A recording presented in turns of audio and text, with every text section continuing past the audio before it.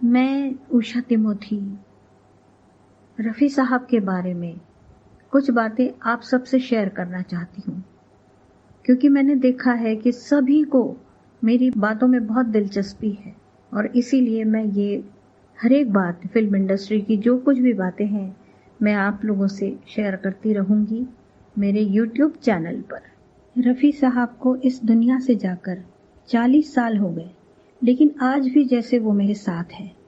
उनकी आवाज़ आज भी वैसे ही चारों ओर गूंज रही है जैसे उनके जिंदा रहते हुए गूंजती थी। उनकी वो प्यारी सी मुस्कान आज भी मेरे जहन में उतनी ही ताज़ा है।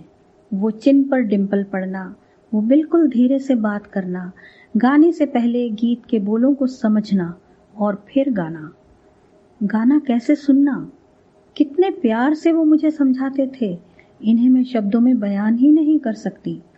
मेरी साहब के साथ आखिरी बार फोन पर बात हुई थी 22 जुलाई को, जिसमें उन्होंने कहा था सितंबर अक्टूबर में हम पाकिस्तान होते हुए गल्फ टूर पर जाएंगे। ये सुनकर मैं इतनी खुश हुई थी कि सपने संजोने लगी कि कब सितंबर आएगा और मैं मेहदी हसन साहब से, मैडम नूर जहां से और गुलाम अली साहब से मिलूंगी, क्योंकि ये सभी साहब से मिलने ज़रूर आएंगे।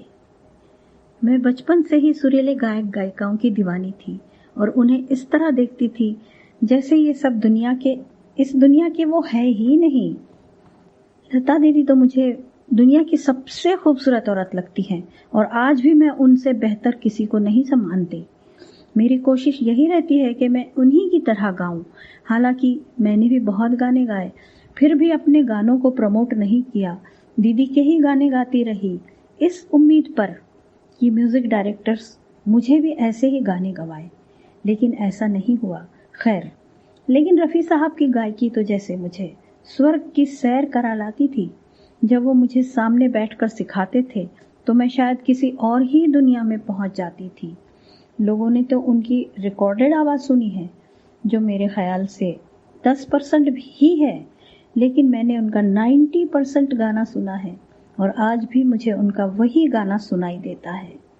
पहले मुझे लगता था कि मैं अकेली ही उनकी गायकी की दीवानी हूँ, लेकिन पता चला कि करोड़ों अरबों लोग उनके गुजरने के बाद भी उनकी आवाज़ सुनने के लिए तरसते हैं। रफ़ी साहब की आवाज़ अमर है, जो कभी ख़त्म नहीं होगी। मुझे क्या पता था कि मेरा सपना अब कभी पूरा नहीं होगा। शुक्रवार 31 जुलाई का जो दिन था, बहुत ही काला दिन था।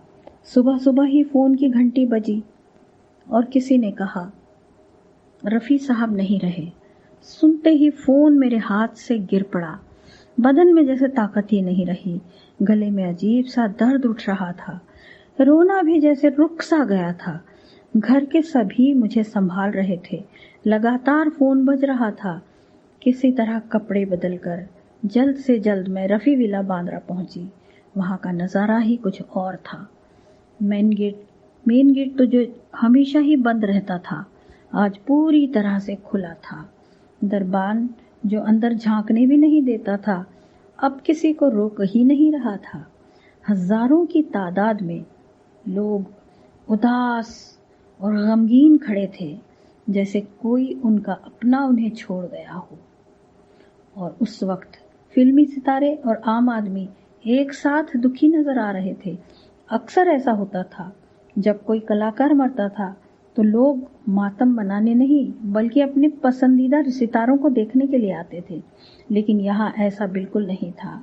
दरवाजे पर जाकर मैं खड़ी हो गई। मेरी समझ में नहीं आ रहा था कि मैं बाजी मिसेस रफ़ी से कैसे मिलूं। बाहर बरामदे में साहब के पार्थिव शरीर को रखा गया था और उनके पांव पर सिर टिकाए किशोरदा बैठे थे, चुपचाप गुमसुम से। एक और जहीर भाई बुरी तरह रो रहे थे। जहीर भाई रफ़ी साहब के साले भाई थे। वो कह रहे थे, मेरे बगैर आप कहीं जाते नहीं थे, मैं आपके बिना कैसे रहूंगा, मुझे भी अपने साथ ले चलो, मैं आपका सेक्रेटरी हूं ना, बुला लो मुझे। और साहब को ले जाकर 1 साल भी नहीं हुआ था तो जहीर भाई का भी देहांत हो गया। اتنے میں وہاں طلعت محمود صاحب آئے۔ ارے میاں، یہاں بھی آپ بازی مار لے گئے؟ مجھ سے چھوٹے ہیں نا آپ، اور مجھ سے پہلے چلے گئے۔ طلعت صاحب اور رفیع صاحب بہت اچھے دوست تھے، ایک دوسرے کا مذاق بھی اڑایا کرتے تھے۔ باجی کو بہت سی عورتیں گھیر کر بیٹھی تھی، جن میں لتا دیدی، آشا دیدی، اوشا جی، اوشا کھنہ، راکھی، شرمیلا، ہیما مالنی اور پتہ نہیں کتنی ساری سٹارز وہاں پر ان کے پاس بیٹھی تھی۔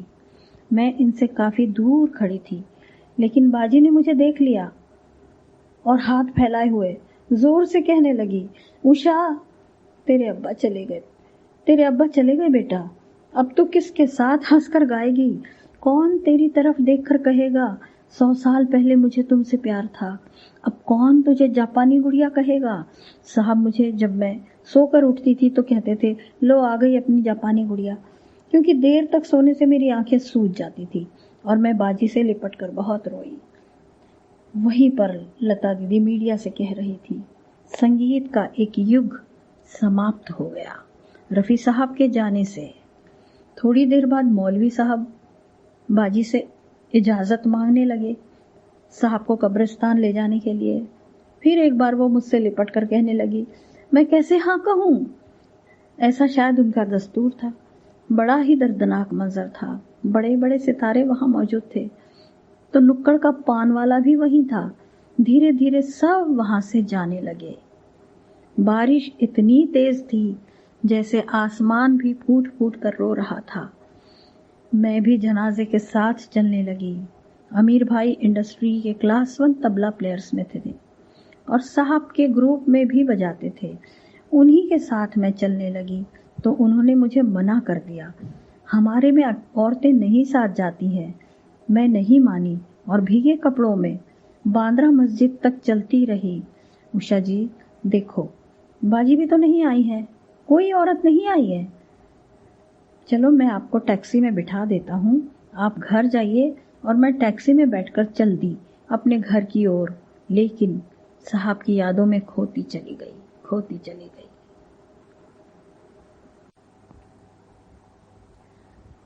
صاحب کے گزرنے کے بعد